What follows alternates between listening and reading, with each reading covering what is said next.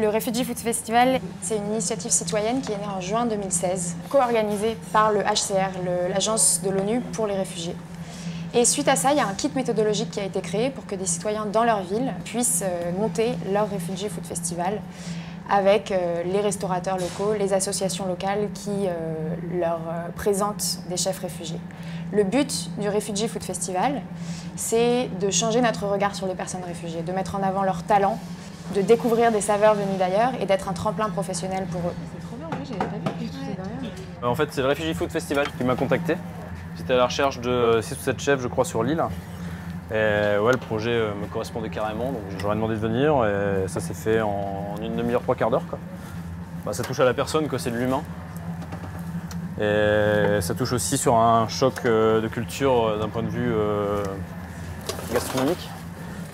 Avec Fadi, on a passé la journée ensemble et moi j'ai appris des choses aujourd'hui.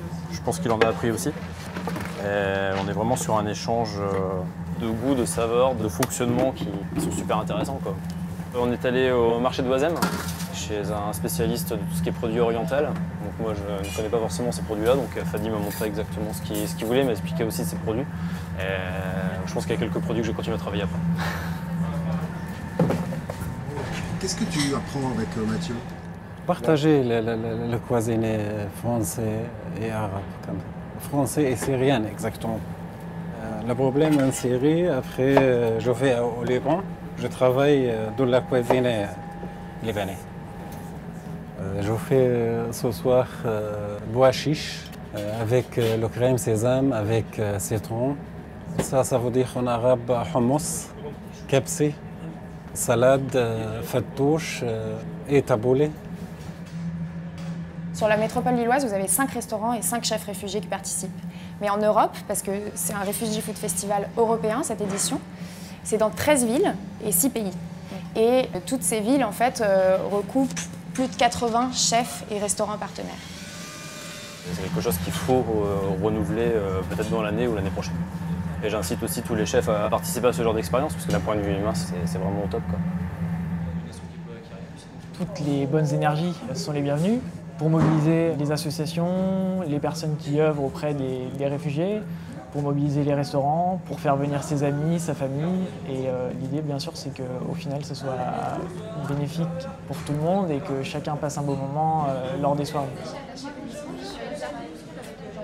Je suis là pour goûter la cuisine syrienne de Fadi. Il y a 2 ans, on a proposé d'accueillir chez nous un réfugié parce qu'il y avait un peu de place à la maison. Et l'association qu'on a contactée nous a ramené Fadi. Et au début, on pensait le loger 2 mois, 3 mois, enfin jusqu'à Noël.